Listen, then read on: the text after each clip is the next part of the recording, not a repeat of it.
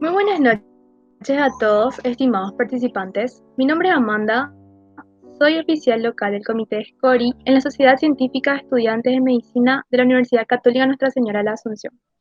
En nombre de todo el comité organizador, le damos la más cordial bienvenida al segundo seminario científico Investigación en Pregrado. Recordando que este evento cuenta con el aval académico de la Facultad Ciencias de la Salud de la Universidad Católica Nuestra Señora de la Asunción, con el aval ejecutivo de la Federación Latinoamericana de Sociedades Científicas de Estudiantes de Medicina, FELSOCEM, la Federación Internacional de Asociaciones de Estudiantes de Medicina, IMSA, aval del Consejo Nacional de Ciencia y Tecnología, CONACYT, y es declarado además de interés científico nacional por la Sociedad Científica del Paraguay. Bien, a continuación daremos paso a la doctora Suyapa Bejarano, quien es doctora en Medicina y Cirugía por la Universidad Nacional Autónoma de Honduras, 1992. Máster en Bioética por la Universidad del Istmo de Guatemala. Especialista en Oncología Clínica y Radioterapia en el Instituto de Cancerología Dr. Bernardo del Valle en la ciudad de Guatemala, Guatemala. Doctora en Salud Pública por la Universidad San Carlos de Guatemala. Diplomado en Epidemiología del Cáncer y Aplicación Estadística por la Agencia Internacional de Investigación en Cáncer, Lyon, Francia. Diplomado en Medicina basada en evidencia orientada a enfermedades crónicas y cáncer por la Universidad de La Sabana, Colombia. Investigadora principal de varios protocolos multicéntricos para la industria. Investigadora en epidemiología de VPH y cáncer e implementación de vacunas contra VPH en Honduras. Colaboradora interinstitucional en patología molecular del VPH, quien nos expondrá el tema redacción de un artículo original. Bien, muchas gracias, doctora, por honrarnos con su presencia. A partir de este momento puede iniciar con su presentación. Buenas noches a todos. Muchísimas gracias por la cordial invitación. Me siento honrada de participar de esta iniciativa tan importante que ustedes tienen y felicitarles porque esto es muy importante para nosotros en Latinoamérica y sobre todo para los estudiantes de pregrado. Como la invitación estaba relacionada en la redacción de un artículo científico, pues voy a mencionar algunas generalidades como es el lenguaje, cómo nos organizamos, cómo me organizo para escribir para redactar y escribir un artículo. Vamos a hablar un poco sobre la estructura y algunas recomendaciones. Y en la pantalla pueden ver algunas de las fuentes que utilicé para enriquecer pues todo lo que es la parte teórica de esta presentación que me parece que son relevantes para ustedes. Como todo, no solo en pregrado, sino también en posgrado, el comienzo es la parte más importante del recorrido. Y ustedes van a notar que a lo largo de algunos títulos vamos a tener una relación platónica, porque son muchas máximas de Platón que enfocó mucho acerca de la verdad, acerca de la moral y acerca de la convivencia. Y me pareció interesante utilizar estas máximas para ir dándole seguimiento al tema. Entonces, como decía Platón, que el comienzo es la parte más importante del recorrido, sobre todo cuando estamos en pregrado. Si yo le pregunto a un estudiante de pregrado por qué investiga o por qué quiere publicar, algunos me van a decir que probablemente es por hacer currículum, algunos me pueden decir que es por un requisito, algunos me pueden decir que es por pasión y por interés propio. Si estamos hablando en posgrado, estamos hablando de prestigio, estamos hablando también de enriquecimiento de esas hojas de vida que nosotros tenemos, de esa notoriedad que nosotros buscamos como humanos dentro de nuestros círculos sociales, pero lo más importante es que se investiga para cambiar el mundo. Entonces, la comunicación escrita o la manera como nosotros compartimos eso que nosotros investigamos con el colectivo es lo que realmente da valor a lo que hacemos. Entonces, comenzamos porque ¿qué quiero comunicar? Puede ser que como cuando comenzamos en pregrado, que yo quiera comunicar una revisión de literatura sobre un tema, que pueda ser un reporte de caso o reporte de casos, Eh, y luego vamos avanzando y entonces comenzamos a querer comunicar resultados de una investigación original. Y cuando ya tenemos algún grado de propiedad, entonces ya nosotros podemos incluso escribir cartas editoriales, ¿verdad? Que son publicadas en las revistas porque nuestra opinión, ¿verdad? Tiene algún valor para el resto de personas que forman parte de nuestro colectivo. Entonces, esa es la parte más importante, que es lo que voy a comunicar. Una vez que yo ya sé qué es lo que voy a comunicar, que ya tengo el conocimiento, entonces yo tengo que proceder a organizar el material que voy a comunicar. No es lo mismo, ¿verdad? Tener una revisión de literaturas donde tengo 60 fuentes que yo evalué para hacer ese resumen, ¿verdad? Porque ese resumen además lo tengo que adaptar a un tamaño todavía más sintético, que es lo que me limita el medio en el cual yo voy a hacer la publicación de este trabajo. Entonces vean cómo nosotros vamos modificando esos contenidos desde lo que es el origen del material original hasta la síntesis que hago en mi trabajo de resumen, por decirlo así, en en los resultados que yo expreso de mi trabajo y luego todavía más chico cuando lo quiero someter a un marco o a un molde que me da una revista, que me da un libro, que me da el espacio de una página web, dependiendo qué tipo de fuente yo escogí para comunicar esa información. Entonces, una vez que yo ya tengo organizado mi material, si ya es mi estudio clínico, tengo que tener todas mis notas en orden, que en un orden cronológico, en un orden lógico, para que yo pueda comenzar a hacer ese resumen y que este resumen realmente tenga el impacto que yo ando buscando. Segundo, debo identificar al público al que va dirigido y obviamente al medio donde deseo publicarlo. ¿Por qué es importante identificar el público? No es lo mismo hacer una publicación para, por ejemplo, para una revista de estudiantes de medicina, donde nosotros manejamos un nivel de lenguaje, un nivel de conocimientos que es básico, si lo queremos mencionar de esa manera, a que nosotros vayamos a dirigir nuestra comunicación al gremio médico en general o a un gremio médico de especialidad o al público. Eventualmente, nosotros podemos generar información que puede ser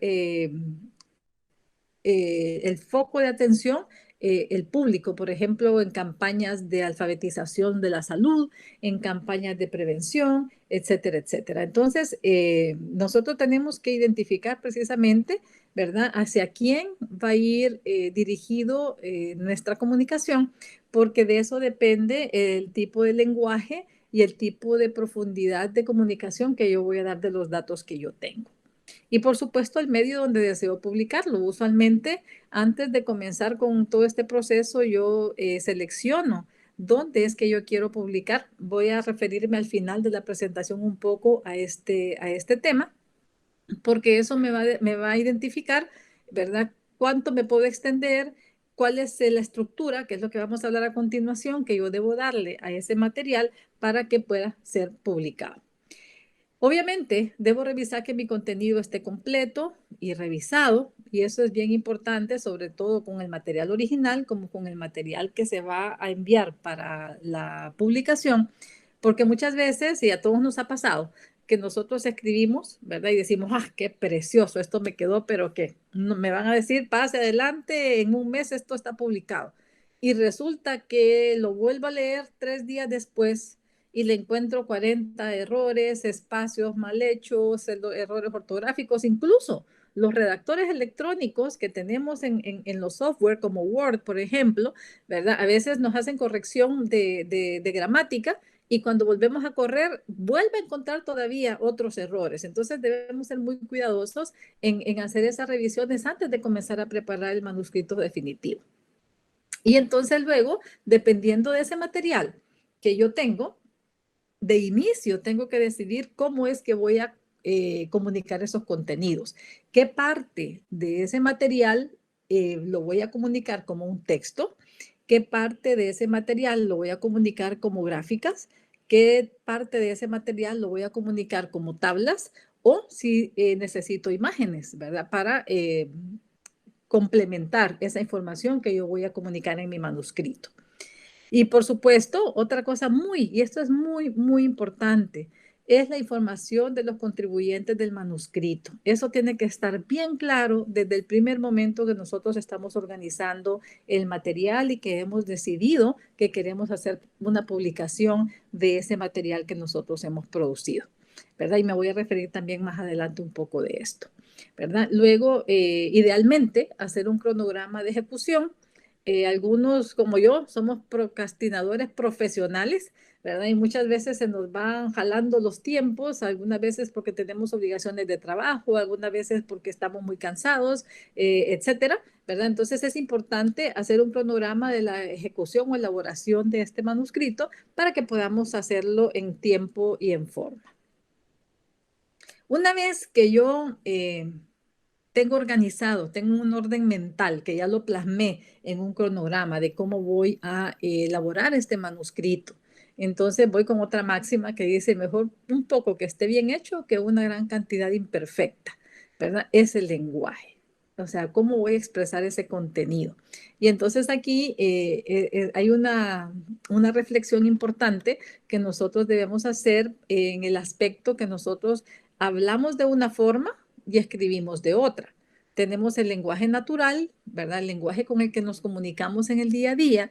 Tenemos el lenguaje académico y tenemos todavía un nivel mayor que es el lenguaje científico. Entonces, a veces tenemos problemas en diferenciar estos lenguajes y tratamos de mezclar o decir, escribimos como hablamos y eso no debe ser así, se debe escribir como se debe, ¿verdad? Entonces debemos tener mucho cuidado en observar de usar un lenguaje, ¿verdad? Que esté más apegado a lo que es el lenguaje científico. Cuando nosotros escribimos un manuscrito y lo expresamos en un lenguaje propio de las ciencias, el investigador está demostrando sus capacidades investigativas, su competencia profesional y las habilidades que tiene en el desarrollo de proyectos y eso se queda plasmado en los manuscritos que tiene.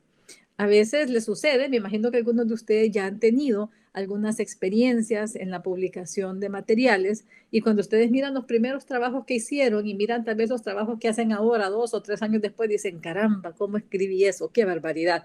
Pero es parte del desarrollo, es parte de ir generando esas competencias y por eso es que es importante desde pregrado ir obteniendo esas habilidades en el desarrollo de estos manuscritos. Entonces, el uso de un buen lenguaje científico inmediatamente le da credibilidad al autor, ¿verdad? Porque dice, sí sabe de lo que está hablando y sabe cómo lo está diciendo. Las publicaciones en sí mismas se convierten entonces en una muestra de estas capacidades y por lo tanto, entre mejor escriben, es más fácil que una revista arbitrada, ¿verdad? Pueda aceptar alguna de nuestros manuscritos y publicarlos. Entonces, debemos conocer no solamente el lenguaje científico, sino también el lenguaje en general y la forma como las palabras pueden unirse para expresar de forma unívoca lo que queremos comunicar. Entonces, no es lo mismo en el lenguaje natural, donde muchas veces nos metemos en problemas, porque a veces utilizamos palabras que pueden tener doble significado, frases que pueden tener doble sentido. En la escritura científica esto no debe ocurrir. Entonces debemos prestar especial atención a que esas oraciones que nosotros estamos utilizando para comunicar la información estén muy bien organizadas. Entonces, ¿cómo lo organizo? Tengo que buscar básicamente dos cosas. No me voy a ir a una clase de español, creo que esto sería como hacer una conferencia especial solamente de lo que es el lenguaje científico, pero hay dos cosas importantes que tenemos que ver. La estructura de las oraciones, o de las frases, como ustedes le quieran decir, y el uso de los conectores. Muchas veces estos son los puntos importantes donde se falla y nos cuesta mucho cuando nos dicen 200 palabras y Dios mío, yo me salió de 550, ¿verdad? ¿Y cómo hago? Pues precisamente porque tenemos que ir tomando esas habilidades de estructurar adecuadamente las palabras y usar los conectores.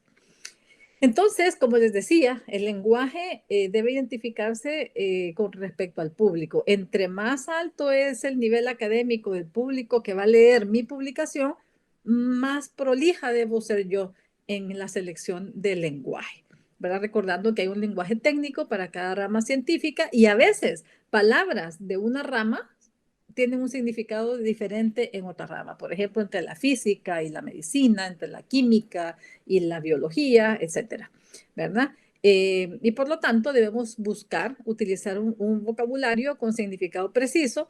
Ahora es belleza porque ustedes están en Word, una palabra la quieren hacer, le dan un contraclic, inmediatamente les sale el significado, los sinónimos, los antónimos y todo lo que ustedes quieran. Entonces es bastante amigable todas las herramientas tecnológicas que nosotros tenemos para poder ir nosotros tomando esa madurez en el uso del lenguaje científico.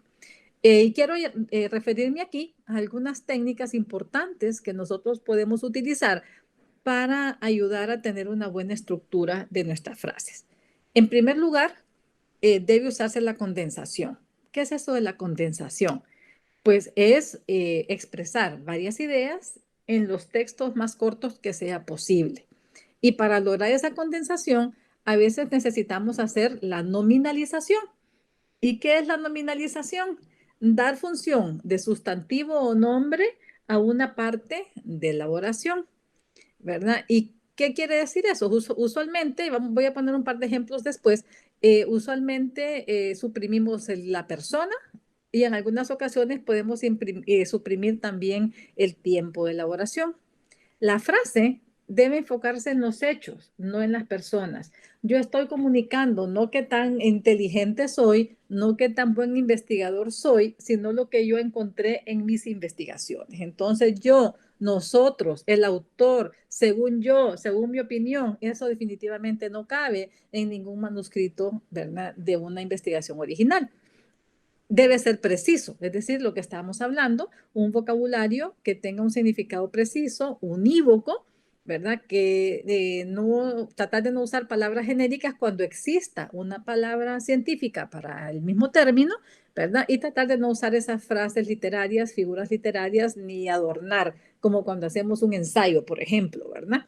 Entonces, y por lo tanto, debe tener un carácter denotativo, tiene que ir directo al punto, evitar palabras, insisto, que lleven a la confusión y lo más importante, el uso de la voz pasiva, ¿verdad? Porque, insisto, el relato o el manuscrito se trata de los hechos y no de quien los hizo, ¿verdad? Y a veces cuando estamos en pregrado cometemos mucho ese error porque queremos que todo el mundo mire que yo ya puedo, ¿verdad? Entonces es que en mi opinión el investigador o el grupo de investigadores, ¿verdad? O incluso a veces hasta las iniciales de los nombres podemos encontrar en algunas publicaciones. Aquí tenemos algunos ejemplos de la nominalización y la condensación. Por ejemplo, un párrafo. Identificar la forma como los agricultores utilizan los pesticidas fue uno de los objetivos del estudio. Vean ustedes, el uso de pesticidas es uno de los objetivos del estudio. Hicimos condensación, ¿verdad? E hicimos nominalización, ¿verdad? En la segunda, el investigador principal aplicó el consentimiento informado a los participantes. Se aplicó el consentimiento informado a los participantes. Se utilizó la voz pasiva y se suprimió, ¿verdad? Al investigador principal, ¿ya? Porque no es de relevancia en este momento, ¿verdad? Hacer esa anotación. Hablábamos de los conectores. Si ustedes revisan sus textos de español, van a encontrar que hay una gran cantidad de tipos de conectores de acuerdo a lo que quieren, a lo que nosotros queremos expresar. Entonces tenemos conectores de causa y efecto, de consecuencia, de contraste u oposición, adversativo, de adición, de orden. Tenemos de disyuntivos, copulativos, consecutivos, finales, concesivos. Bueno, tenemos una gran cantidad de conectores. El español es un idioma muy rico, el castellano es un idioma muy rico, y entonces nosotros debemos utilizar estos conectores para unir una frase con otra y darle coherencia y darle sentido a lo que nosotros queremos expresar, ¿verdad? Usarlos correctamente, no abusar de ellos, ¿verdad? Entonces nosotros podemos ir viendo qué es lo que queremos demostrar, por tanto, por lo tanto, por lo que, por consiguiente, ¿verdad? Aquí hay uno muy divertido que es el sin embargo, que es de adversativo, ¿verdad? O de contradicción. Y nosotros, por lo menos en mi país, utilizamos el más sin embargo. Si bien es cierto, en el lenguaje hablado es una forma de dar como peso a la oposición, ¿verdad? En el lenguaje escrito no se ve muy bien. Entonces es sin embargo, no más sin embargo. Y así tenemos algunos otros que cada país tendrá sus costumbres, por lo tanto, los conectores son un recurso literario o gramatical útil para que nosotros podamos dar coherencia a las oraciones, pero debemos ser muy cuidadosos de usarlos correctamente, dependiendo de lo que queremos decir. Bueno, entonces, básicamente esos son los puntos generales que yo quería hablarles acerca del uso del lenguaje. Y ahora vamos a pasar a hablar del manuscrito, ¿verdad? El manuscrito, ustedes pueden ver en muchas publicaciones que hablan de la estructura del IMRIT, que es introducción, métodos, resultados y discusión. Sin embargo, hay otros componentes del manuscrito que no están estrictamente incluidos dentro de estos 4 parámetros. Entonces, básicamente, cuando nosotros vamos a estructurar el manuscrito, ¿qué es lo que nosotros queremos contar? ¿Cuál fue la pregunta que se planteó?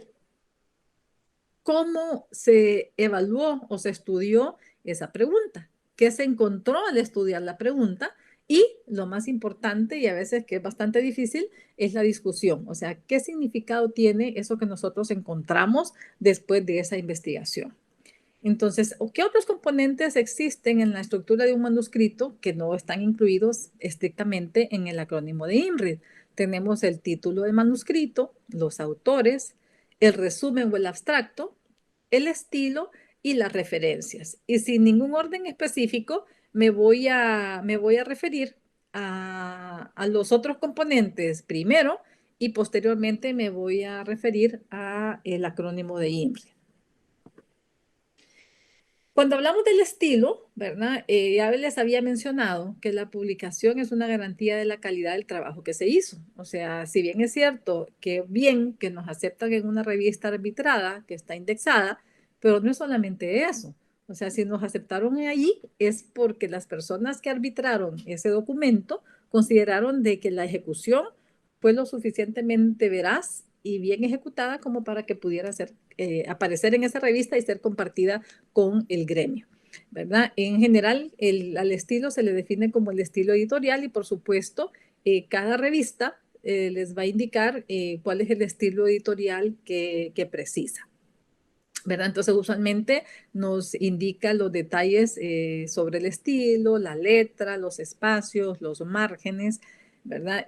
Todo eso nos lo da, pero hay ciertas cosas que no nos dan y que esas dependen de nosotros mismos y que son importantes. ¿Y cuáles son esas? Ser cortés, ¿verdad? ¿A qué se refiere con ser cortés? Por supuesto, ni siquiera mencionar que debo utilizar un vocabulario que sea apropiado, ¿verdad? Públicamente, sino evitar hacer críticas contra instituciones, personas o trabajos anteriores. Se pueden mencionar, se pueden discutir, pero tratar de hacerlo de la manera más transparente y más neutral posible, ¿ya? Y la otra cosa es ser modestos. Y este es un error que a veces cometemos cuando estamos iniciando la investigación. Es el primer estudio. Este estudio es la mejor forma de demostrar que es la primera vez que, ¿verdad? Entonces debemos ser modestos, ¿verdad? Nuestros hallazgos no van a resolver todos los problemas, ¿verdad? El público es el que va a juzgar realmente la aplicabilidad de lo que nosotros estamos publicando. Recordemos que nosotros también vamos a ser, una vez que estamos publicados, que estamos en el mundo público, nosotros también vamos a ser sujetos de crítica, nosotros también vamos a ser sujetos, ¿verdad?, de análisis de lo que nosotros estamos escribiendo. Entonces, por eso debemos ser muy cuidadosos de cómo estamos escribiendo las cosas. Y entonces, otra máxima de Platón, ¿verdad?, que la sabiduría se convierte en mal si no apunta hacia la virtud. Bien, el título. Vean ustedes, creo que ya muchos de ustedes ya han tenido algún tipo de experiencia en publicar, ¿verdad? Y el título es un dolor de cabeza. ¿Por qué? Porque como aparece ahí es una marquesina, ¿verdad? Ustedes cuando van al cine, bueno, ahora ustedes pueden ver los reviews en los sitios, en los blogs y todo esto, de que la película, que cuánta gente la vio y no sé cuánto. Pero antes, cuando no teníamos esos recursos, ustedes o íbamos al cine, por ejemplo, Y nosotros por el título, por la imagen, decíamos, esa película quiero ver. Entonces, básicamente, cuando nosotros estamos leyendo esos miles de entradas que hay en los buscadores de artículos médicos, ¿verdad? ¿Qué nos llama la atención? Pues obviamente tenemos las palabras claves que nos ayudan, pero una vez que tenemos ese listado que hemos obtenido a través de las palabras de los medical subjects headings, nosotros decidimos a veces por cómo se ve o cómo se expresa el título.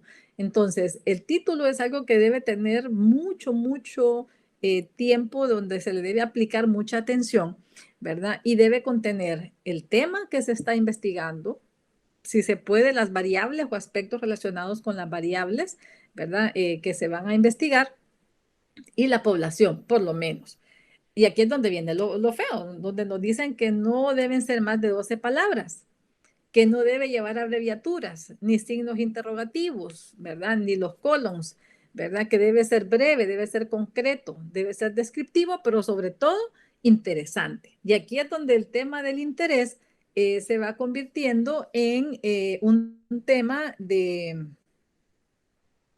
ingenio, ¿verdad? ¿Qué tanto nosotros somos creativos, ¿verdad? Para generar ese término. Luego tenemos el tema de la autoría, y la autoría, pues, es la concepción del trabajo. En algunas fuentes, ¿verdad? Sobre todo la Sociedad de Editores de Revistas Médicas, ¿verdad? Hablan que hay 3 etapas de autoría. La primera etapa es la concepción del trabajo, es decir, las personas que formularon la hipótesis, que diseñaron el estudio, ¿verdad? Que participaron en el análisis y la interpretación de los datos. Primera etapa. Segunda etapa, la redacción del artículo o revisión crítica de algunos puntos esenciales de su contenido. Y la tercera etapa es la aprobación de la versión final del artículo para su publicación. Entonces, cualquier persona que cumpla con una o varias de estas 3 etapas se considera un autor. Entonces, ¿se recuerdan al inicio que yo les mencioné que debían ustedes desde un principio hacer una lista de las personas que participaron y decidir, ¿verdad?, quiénes cumplen los criterios de autoría y quiénes no cumplen los criterios de autoría? ¿Y cuáles no son criterios de autoría? La recolección de datos, el reclutamiento de pacientes, la ayuda técnica y la asesoría o consejo sobre aspectos del protocolo. Y a veces las personas se confunden y entonces nos quedamos de enemigos, ¿verdad? Sobre todo en pregrado. Sí, pero es que yo te fui a recoger los casos, yo fui en la madrugada a levantar las historias clínicas y a llenar el documento fuente, etcétera, ¿verdad? Pero esas son colaboraciones y esas colaboraciones deben aparecer en la parte de agradecimientos, pero no llenan o no deberían llenar los criterios de autoría. Obvio, puedo tener yo un autor que recolecte datos, un autor que colecte pacientes. Esa ya es otra historia. Pero si estamos en el segundo párrafo, pero no cumplimos ninguna de las etapas, definitivamente esa es una colaboración y no es una autoría. Entonces eso debe quedar bien claro cuando estamos haciendo estos estudios donde participan muchas personas y que todos quieren aparecer como autores, ¿verdad? Bien, entonces una vez que hemos definido esos puntos de la autoría, vemos cómo deben presentarse en el texto. Entonces aquí es el otro problema. Ese es algo que se debe consensuar con el grupo. Ustedes pueden decidir hacerlo por orden alfabético.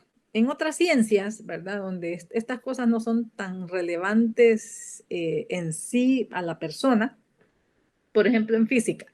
Yo tengo mi hijo menor es astrofísico y está participando en un proyecto colaborativo que son más de 200 personas. Entonces a mí hasta risa me da cuando veo los papers que ellos publican y miramos aquel chorizo de autores, van por orden alfabético. Ahí no importa quién fue etapa 1, etapa 2, etapa 3. Es un criterio que esa ciencia utiliza para sus autorías. ¿Verdad? Nosotros no, nosotros es importante ser el primer autor, etcétera, ¿verdad? Entonces, deben consensuar con el equipo, ¿verdad? Antes de comenzar o cuando estamos organizando el manuscrito, cómo se van a presentar los autores y definir quiénes son autores y quiénes son colaboradores. Entonces, como les decía, se puede utilizar orden alfabético, en medicina casi nunca lo usamos, o por aporte al trabajo. Entonces, primero, el investigador principal, que sería el investigador de etapa 1, ¿verdad? Después los de etapa 2, después los de etapa 3 y por último, que a veces nadie quiere salir de último, pero la verdad es que es un puesto de honor. En último está el jefe, está la persona de mayor rango académico, está la persona que hizo la supervisión de todo el trabajo del equipo, sobre todo cuando estamos en pregrado. Entonces, a mi punto de ver, para mí es tan honorable estar de último como estar de primero. Obviamente, estar en el medio pues va a depender de la oportunidad que yo tuve de participar en la producción de ese trabajo de investigación. Pero básicamente estas son las dos maneras como nosotros podemos hacer la presentación de los autores en el texto. Bien, luego tenemos el resumen, ¿verdad? El resumen debe ser autosuficiente. El resumen es el molde más chico que nosotros tenemos en una publicación. Usualmente redondea las 200 palabras. Entonces es importante que si no hemos decidido, lo ideal sería ya tener decidido dónde voy a publicar, pero si no lo he decidido, tratar de que ande alrededor de 200 palabras para que yo lo pueda acomodar. Pero si hice 400 y me dicen que son 250, ya se me hace mucho más difícil. No debe contener tablas, no debe contener referencias, e idealmente debe estar escrito en un solo párrafo. Eso dicen los editores, pero a veces las revistas piden que los resúmenes sean estructurados. ¿Y cómo son estructurados? Pues nos piden, ¿verdad? Un antecedente, resultados, o metodología y resultados, ¿verdad? Debe ser concreto, no se encarga de evaluar ni discutir los resultados, sino de concretar cuál fue el objetivo, qué es lo que contiene el texto, ¿verdad? Y debe tener un lenguaje claro y conciso. Es como como dicen, es el anzuelo para que el lector quiera leer toda la publicación, ¿verdad? Entonces aquí debe indicar por qué se hizo la investigación, ¿verdad? Orientar las razones por las que se hizo, brevemente, por supuesto, cómo se hizo, ¿verdad? Hacer una descripción bastante tácita de los métodos que se utilizaron, cuáles fueron los resultados que se encontraron de una manera sintética, donde es importante incluir el tamaño de los grupos y las cifras básicas. Y si se tienen intervalos de confianza o valores de P, pues también se pueden colocar hacia al lado de estas cifras, ¿verdad? Y por último, qué es lo que puede concluirse del estudio, o sea, qué es lo que se puede aprender del estudio. Eso nosotros lo debemos estructurar en 200 palabras más o menos.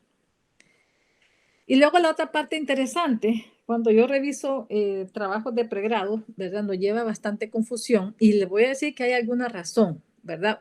Una razón importante es porque a veces no manejamos muy bien los estilos de la presentación de las referencias bibliográficas.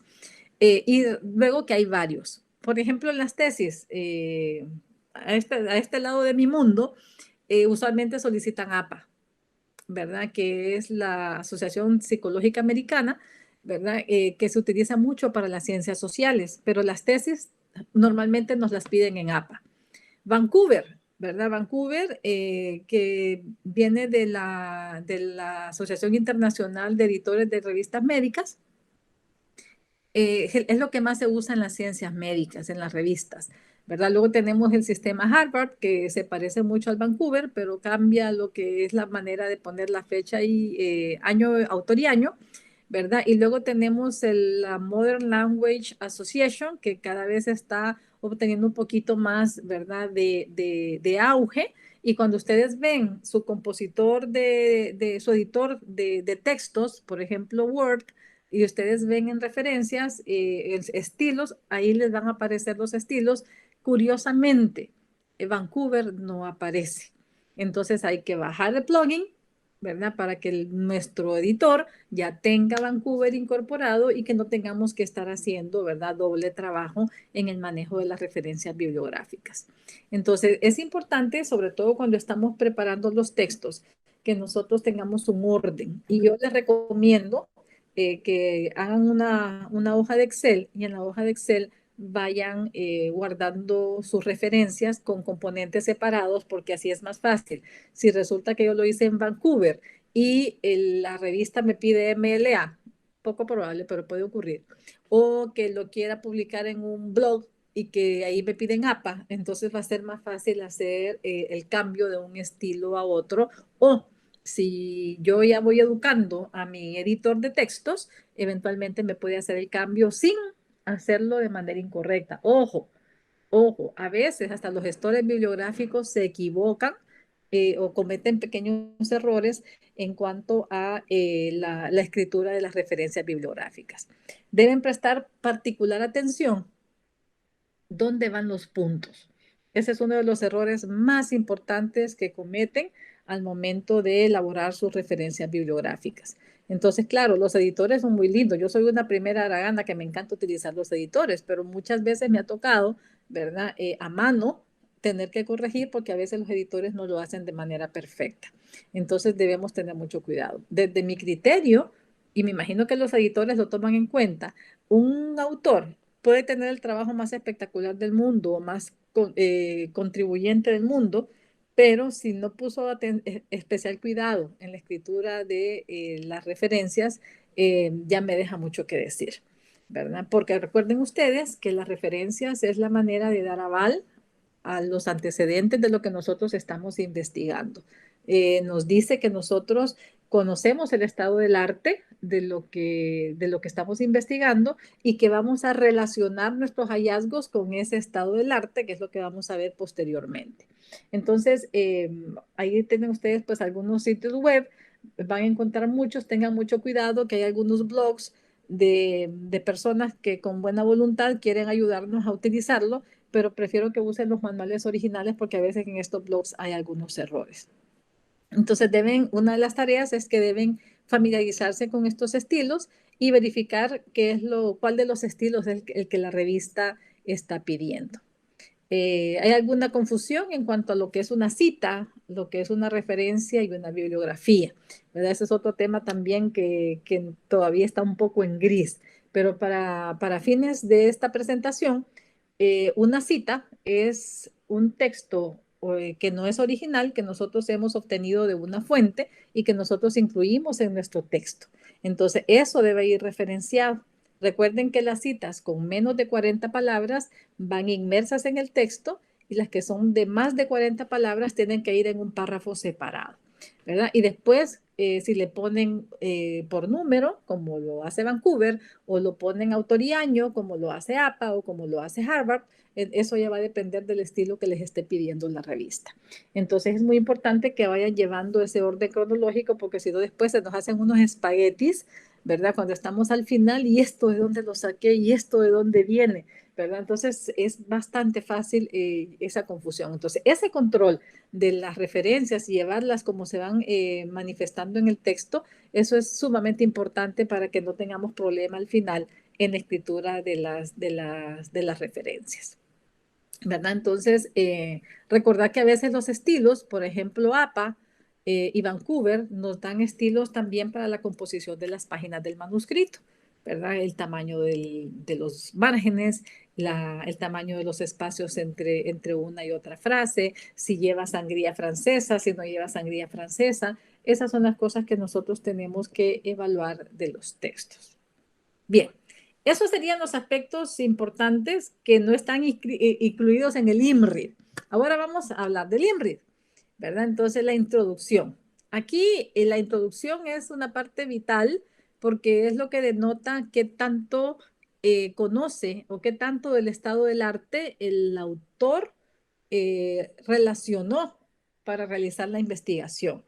O sea, que debe contener qué es lo que ya se conoce sobre el tema y en base a eso decir qué es lo que se desconoce en aras de demostrar por qué es importante lo que va a hacer, ¿verdad? Y entonces, qué es lo que se conoce, qué es lo que se desconoce y qué es lo que se pretende demostrar con la propia investigación. Entonces, como les decía, es una síntesis del estado del arte, debe reforzar el porqué de la pregunta, ¿verdad? Debe avalar la necesidad de una investigación actual, ¿verdad? Y genera un marco de referencia, sobre todo para los nuevos lectores. A mí me encantaba cuando yo estaba en pregrado leer los artículos, por ejemplo, de La Llama o de Lancet, porque en vez de ir a leer un montón de capítulos en el libro de fisiopato, de medicina interna, en 2 páginas yo podía tener un resumen actualizado de la hipertensión, donde me hablaban de la fisiopatología, del endotelio, Entonces también vean ustedes que en la manera que nosotros somos cuidadosos y exhaustivos en la revisión de la literatura, vamos a generar un resumen, una introducción que realmente sea una fuente de lectura. una fuente de conocimiento para los lectores, aparte de lo que nosotros además le vamos a comunicar de nuestra investigación. Y por supuesto, este sí debe llevar citas, como estábamos hablando, y estas citas lo que dan es veracidad a lo que nosotros estamos diciendo, ¿verdad? Aquí en la introducción no debo contar nada de los resultados, ¿verdad? Solamente es qué es lo que se conoce, qué es lo que se desconoce y por qué, o lo que decimos nosotros, la justificación. Y la última frase debe finalizar con el objetivo del estudio. No necesariamente decir el objetivo de este estudio, sino que hacemos con el objetivo es, o lo que pretendemos, lo que se pretende demostrar es, o se demostrará que, ¿verdad? Eso es lo que debe estar al final de la introducción. Luego viene la segunda parte, que es la parte más criticable, por decirlo así, la parte donde nos van a juzgar un poco más, que es el método, ¿verdad? El método debe dejar claro cómo se obtuvieron los datos, cómo se analizaron e interpretaron, ¿verdad? Y debe ser lo suficientemente clara como para que el lector pueda reproducir los resultados. Eh, y tener los mismos, reproducir la investigación y obtener los mismos resultados que nosotros hemos tenido, ¿verdad? Debe permitir ver cómo se analizaron los datos, cómo se interpretaron, o sea que estamos hablando del diseño, de los estadígrafos, ¿verdad? Puede incluso comparar diferentes tipos de metodologías, ¿verdad? Tenemos que expresar en esa parte cómo se seleccionaron los participantes o la muestra, dependiendo si es un universo, si es una muestra, etcétera. Y lo más importante, cuáles son las métricas utilizadas, ¿verdad? O sea, los estadígrafos, es decir, cómo medí yo los resultados de mi investigación. Y esta es otra parte donde nosotros en pregrado necesitamos ir generando más habilidades, ¿verdad? Cuando aprendemos varianza, le queremos aplicar varianza a todo mundo. Cuando le aplicamos capa, le queremos aplicar capa a todas cosas. Y no, cada estadígrafo nos ayuda a reforzar la información de un contenido específico. Entonces, una de las madureces que debemos obtener en estadística es aprender cómo seleccionar el estadígrafo apropiado para la medida que yo quiero hacer a los resultados, ¿verdad? Y por supuesto también aquí deben estar incluidas las consideraciones éticas, ¿verdad? Cómo se va a proteger la privacidad de los sujetos de investigación, cómo se va a proteger la privacidad en caso que sea una revisión de historias clínicas, por ejemplo, cómo se va a respetar la autonomía del paciente, cómo se va a generar justicia cuando tenemos varios brazos de tratamiento y tenemos elecciones de sujetos, ¿verdad? No solamente nos interesa saber cómo se aleatorizaron, sino cuáles son los criterios de justicia que se aplicaron,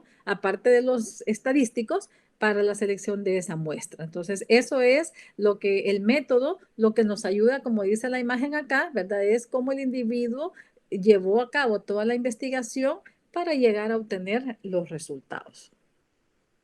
Y por supuesto, los resultados es la parte que precisa más ingenio de parte del autor para poder comunicar los resultados de una manera eficaz, de una manera agradable, de una manera llamativa. Entonces, ¿se recuerdan que al inicio yo les había dicho cuando estábamos hablando de la organización que debemos decidir qué es lo que va a ir en texto, qué es lo que va a ir en gráficas, qué es lo que va a ir en tablas? Y quiero compartirles algunas reglas generales, ¿verdad? Esta es una cuestión bien general eh, para tomar estas decisiones, ¿verdad? En texto se expresa lo que puede ir en algunas pocas frases. Por supuesto que la introducción va en texto, ¿verdad? Y la metodología. Entonces aquí ya empiezo yo a cambiar, ¿verdad? Porque hay cosas que es muy aburrido o no es la manera más apropiada de expresarlas en texto. Entonces utilizo tablas. ¿Y cuándo voy a utilizar las tablas? Cuando yo necesito o considero que el lector va a querer conocer los detalles puntuales, ¿verdad? De algunos datos de mi investigación. Por ejemplo, las características sociodemográficas. Imagínense ustedes que empiecen en el texto. 25% fueron mujeres, 75% fueron varones, tanto por ciento solteras, tantas viudas. Eso lo arreglo yo en una tabla, ¿verdad? Y entonces comienzo a expresarle en un cuadro, ¿verdad? Toda esta información que es visualmente agradable, pertinente y fácil de digerir para mi lector. O si tengo algún otro tipo de datos donde los porcentajes, las desviaciones estándar, los rangos, ¿verdad? Pueden ser de interés de precisión, ¿verdad? En el lector, o que le van a ayudar al lector a poder discernir las conclusiones que yo voy a hacer, ¿verdad? De mis resultados. Y luego tenemos los gráficos, ¿verdad? Los gráficos idealmente se deben usar cuando los datos de mi investigación demuestren, por ejemplo, tendencias, ¿verdad? Demuestren, por ejemplo, la mortalidad, la sobrevida, ¿verdad? Yo miro un gráfico y yo inmediatamente sé quiénes murieron más, quiénes murieron menos, quiénes se complicaron más, quiénes se complicaron menos. Si quiero ver un hazard ratio, por ejemplo, en la intervención de un tratamiento, la reducción de riesgo de algo, esto lo voy a ver mejor en un gráfico, ¿verdad? O la relación entre dos variables, por ejemplo, estoy haciendo un estudio de síndrome metabólico y quiero ver cómo cambió el peso después de una intervención de cambios en el estilo de vida en una población, y entonces veo el peso en el día 1, ¿verdad? Y entonces tengo peso y tiempo, al mes, a los 2 meses, a los 3 meses, y voy generando esa tabla que me va a mostrar de una forma visual, ¿verdad? Cómo se comportaron esos datos. Ahí es donde tenemos luego la gran cantidad de tipos de gráficos que podemos utilizar, los de cascada, ¿verdad? Los de curvas, los curvas dobles, etcétera, ¿verdad? O cuando tenemos datos que presentan cambios en el tiempo, ¿verdad? Entonces, estos son productos de nuestra investigación que se van a expresar mejor en un gráfico. Valga decir que no debe, ¿verdad? Repetirse lo que está en un gráfico, en una tabla, o lo que está en un gráfico en el texto o en una tabla en el texto. No hay que repetir la información. Y la otra parte importante es que la tabla y el gráfico, ¿verdad? Deben ser autosuficientes. ¿Qué significa? ¿Verdad? Que el autor debe tener la capacidad de poder obtener la información sin necesidad de recurrir al texto, ¿verdad? Deben estar tituladas correctamente y cada revista nos va a indicar cómo quiere que se presenten los gráficos y las tablas. Algunas veces nos dicen que las presentemos anidadas en el texto, algunas veces nos piden que las presentemos en una hoja separada y nos dan el correlativo, ¿verdad? Que usualmente es en números arábigos, ¿verdad? Entonces, en conclusión, el objetivo de la metodología es proveer información necesaria para que el lector juzgue la validez, la confiabilidad y precisión de los resultados de nuestra investigación.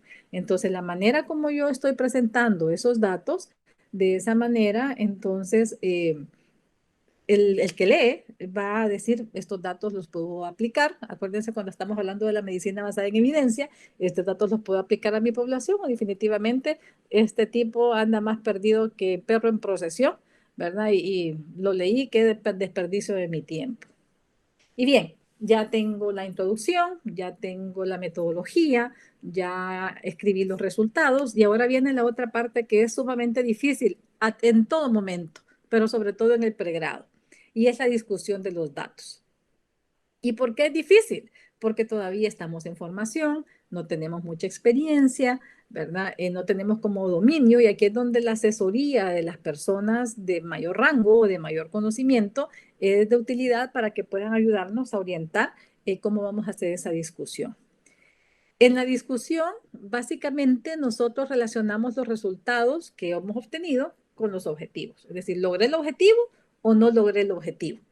¿Verdad? Entonces, obviamente también relacionado con el marco de evidencias que yo presenté en mi introducción, ¿verdad? Entonces yo, cada resultado, le voy dando ese análisis, ¿verdad? Primero, si logré el objetivo o no lo logré, si está de acuerdo con la literatura o es algo nuevo, ¿verdad? Y debe manifestar la exactitud, el significado, que es importante, ¿verdad? Y si yo puedo generalizar esos datos a la población similar a la de mi estudio o a la población general, dependiendo del alcance que yo haya tenido en mi trabajo inicial en la declaración de mi población. Entonces, ¿qué es lo que nosotros podemos encontrar con los resultados, verdad? No hay resultado incorrecto. De hecho, ustedes creo que ya han conocido que hay un movimiento para que todos aquellos estudios que fueron negativos, es decir, que no lograron el objetivo, también sean publicados, porque es una manera de evitar pérdida de tiempo y recursos en que otro autor pueda tratar de hacer lo mismo que nosotros y cuando nosotros ya le hemos comunicado que ese camino definitivamente no es el camino que hay que seguir. Entonces, ¿qué podemos encontrar nosotros en nuestros resultados? Podemos encontrar situaciones que no fueron previstas en el protocolo, y eso hay que comentarlo, ¿verdad? Resulta que yo andaba investigando esto, pero me encontré con tal otro. Por ejemplo, eso sucede mucho con los medicamentos. Por ejemplo, la codeína. La codeína fue un medicamento que se investigó para el manejo de la tos y resulta que después aparece que es un magnífico analgésico, ¿verdad? Un opioide débil. ¿Qué pasó con el sildenafilo? El sildenafilo se comenzó a investigar, ¿verdad?, para el manejo de mejorar la perfusión pulmonar en los pacientes con fibrosis y resulta que encontraron que era un excelente medicamento para la disfunción eréctil. Entonces son cosas que emergen, ¿verdad?, y que van a proponer nuevos estudios generalmente, ¿verdad? Puede ser que encuentre situaciones contrarias a la hipótesis y a veces nos ponemos muy tristes, decir, ay, no logré mi objetivo. No, al contrario, está generando ciencia, es decir, esto no hay que hacerlo. Y por eso es que ahora se propone que estas investigaciones que son contrarias a la hipótesis sean publicadas también. O puede ser que tenga relaciones mixtas, que una parte de mi hipótesis o de mis objetivos se logre, ¿verdad? Y otra parte no, o que esté condicionada, es decir, el resultado se observa, por ejemplo, solo en mujeres, ¿verdad? O el resultado que yo esperaba se observaba más en pacientes de 40 a 50 años, pero no en el resto. Entonces, todas esas cosas necesitan mucha observación y por eso el trabajo de equipo es importante cuando se hace el análisis de los resultados. También, a partir de esta discusión, él o los autores pueden identificar direcciones futuras, identificar errores en el diseño o limitantes en la ejecución, que no las previeron inicialmente, ¿verdad? Y esto a veces lo hacemos más en pregrado, pero puede ocurrir a cualquier nivel, ¿verdad? Que no hice el análisis completo, no hice una revisión exhaustiva del análisis del arte, se me escapó algo que al final se manifestó en los resultados de mi estudio. Y por supuesto, una vez que yo ya hice todas esas relaciones y ese análisis, termino con una conclusión breve y categórica, ya relacionada al logro o no logro de mis objetivos. Bien, entonces con esto ya tenemos más o menos, ¿verdad? Armado, por decir así, el esqueleto de nuestra publicación científica. Y luego pues vienen algunos puntos que les dije que íbamos a platicar al final. Creo que es un par de diapositivas que tengo en este sentido y es cómo elegir una revista. Obviamente que todos los autores buscamos la visibilidad de nuestros trabajos y debemos ser objetivos en valorar el peso de nuestro manuscrito. Cuando me refiero a peso, me refiero a la relevancia que pudiera tener nuestro manuscrito, ¿verdad? Entonces, en base a eso, pues nosotros seleccionamos la revista y luego, pues esto va junto con el tema presupuestario, porque sabemos que entre más ranking tenga la revista, generalmente yo tengo que pagar para que mi artículo sea publicado. Entonces, en algunas ocasiones podemos tener artículos que son susceptibles de ser publicados en una revista de alto impacto, pero no tenemos los $1,000, $2,000, $3,000 que cobran, ¿verdad?, por hacer esto. Entonces, tenemos que evaluar el tema presupuestario. ¿Y cómo elijo la revista? Pues obviamente ustedes deben estar familiarizados con el Scientific Journal Rankings, ¿verdad? Que todo el mundo conoce como CIMAGO, ¿verdad? Que si bien es cierto no es perfecto, pero se ha apoderado del dominio de la categorización de las revistas. Existen diferentes tipos de rankings, pero este es como el que más se utiliza, donde ellos clasifican las revistas de todas las ciencias en cuartiles, ¿verdad? Según el factor de impacto. ¿Y qué es el factor de impacto? El factor de impacto está relacionado con el número de artículos que son citables entre el número de citas que reciben en un periodo de 2 años. Entonces, de esa manera, nosotros podemos filtrar las revistas, ¿verdad? Y ustedes pueden ir a Simago, ¿verdad? Al SJR, y entonces ahí les dice si quieren solo revistas médicas.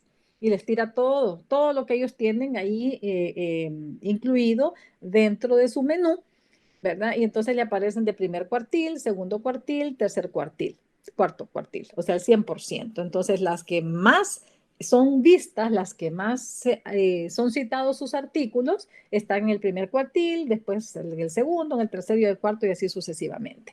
Entonces, cuando les decía que deberíamos ser objetivos en evaluar el peso de nuestro manuscrito, es que yo sé que todos queremos publicar en una revista de primer cuartil, pero que ellos quieran publicarnos a nosotros es otro tema.